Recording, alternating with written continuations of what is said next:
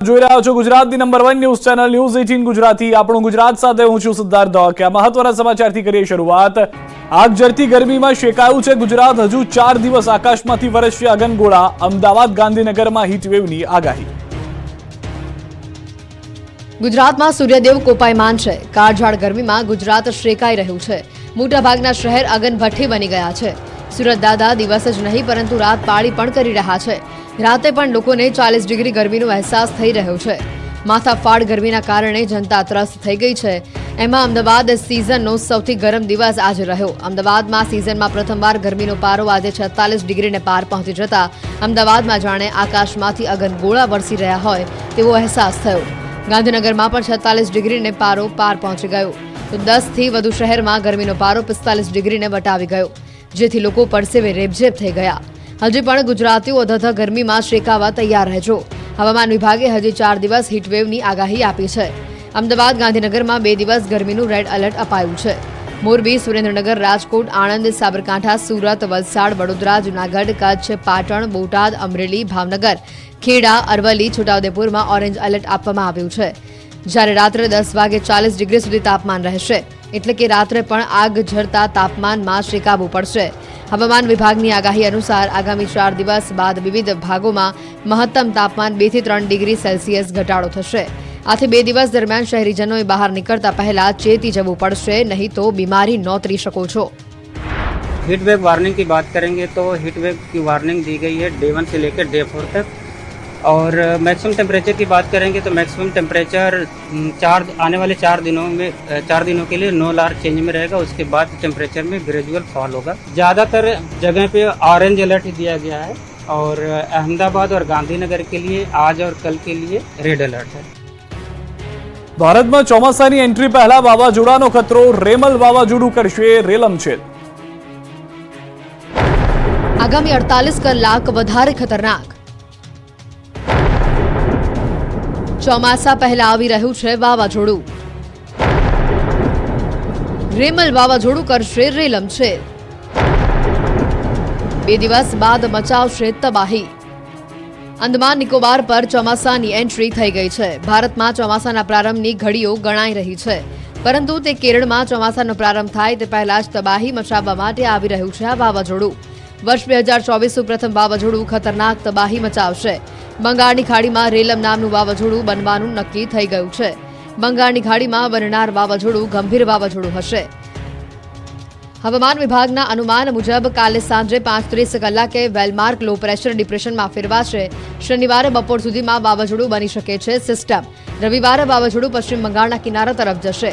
વાવાઝોડાની ગતિ 170 કિલોમીટરની આસપાસ રહી શકે છે, એટલે કે આગામી 48 કલાક ભારત માટે ખતરનાક સાબિત થઈ શકે છે। બાદમાં આ વાવાઝોડું મ્યાનમાર, બાંગ્લાદેશ સરહદ તરફ આગળ વધે તેવી સંભાવના છે। આ વાવાઝોડાની અસરે દરિયામાં હાલ ઊંચા મોજા ઉછળી રહ્યા છે। આંધ્રપ્રદેશ, પશ્ચિમ બંગાળ, ઓડિશામાં ભારે વરસાદ પણ વરસી શકે છે। ગરમીના પ્રકોપથી વાહન ચાલકોને બચાવવા સુરતના રોડ પર લાગ્યા ગ્રીન મંડપ। ગુજરાત પર સૂરજદાદા કોપાયમાન થઈ ગયા છે। મોટાભાગના શહેરોમાં તાપમાનનો પારો 45 ડિગ્રીને પાર પહોંચી જતા લોકો ગરમીથી ત્રાસી ગયા છે। માથાફાડ ગરમીના કારણે બપોરના સમયે રોડ સુમસામ ભાસી રહ્યા છે। ત્યારે સુરતના લોકોને ગરમીથી બચાવવા માટે પોલીસે નવતર પ્રયોગ કર્યો છે। સુરતના લોકોને સિગ્નલ પર ઊભા રહેતી વખતે ગરમીથી રાહત મળે તે માટે આ રીતે ગ્રીન મંડપના શેડ બાંધવામાં આવ્યા છે। સુરત ટ્રાફિક પોલીસ દ્વારા સુરતના શહેરના દરેક ટ્રાફિક પોઈન્ટ પર આ રીતે ગ્રીન મંડપ ઊભા કરાયા છે, જેથી જ્યારે સિગ્નલ બંધ હોય ત્યારે લોકોને ગરમીથી રાહત મળે। પોલીસની આ પ્રકારની પહેલ લોકો વધાવી રહ્યા છે।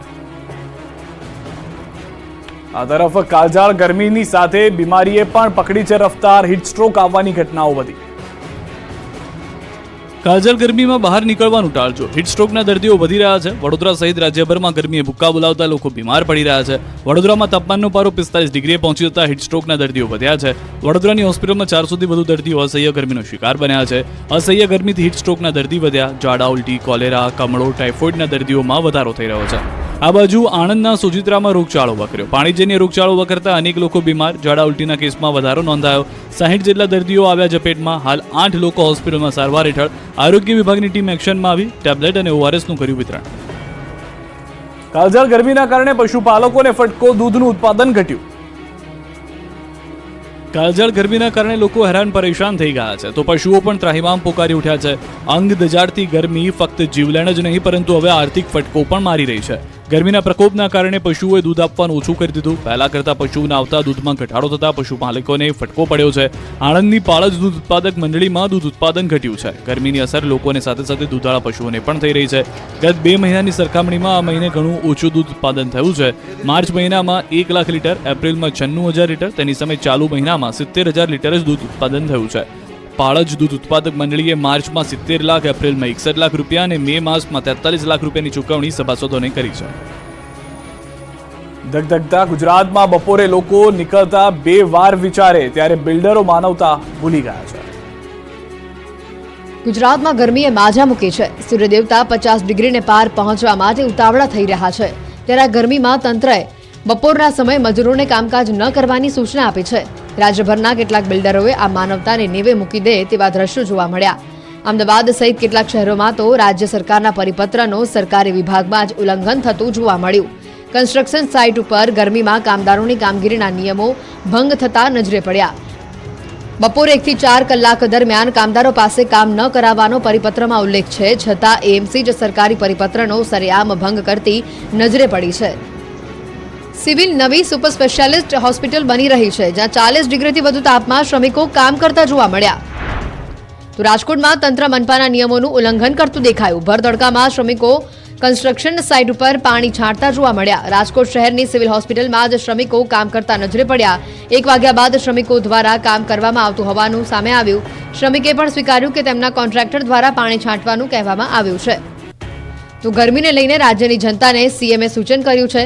જનતા જોગ સીએમએ ટ્વીટ કરીને સૂચનો આપ્યા છે. આકરી ગરમીમાં સ્વાસ્થ્યનું ધ્યાન રાખવાનું સૂચન કર્યું છે. તડકામાં ઘરની બહાર ન નીકળવાની સૂચના આપવામાં આવી છે.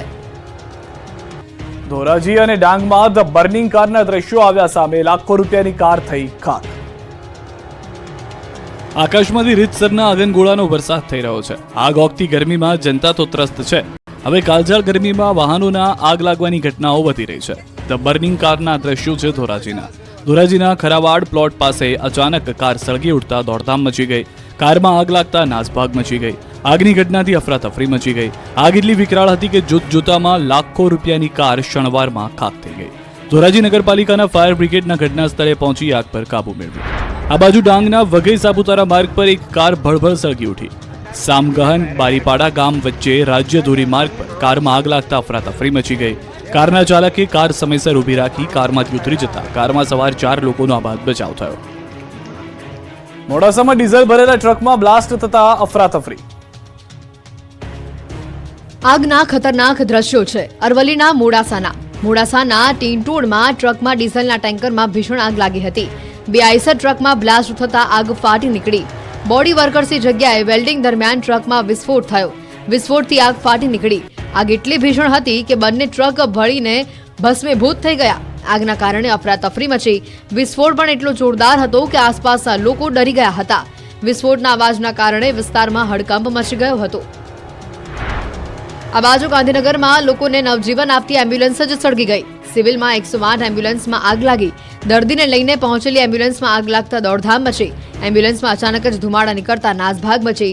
એન્જિનના ભાગે સ્પાર્ક થવાથી આગ લાગ્યાનું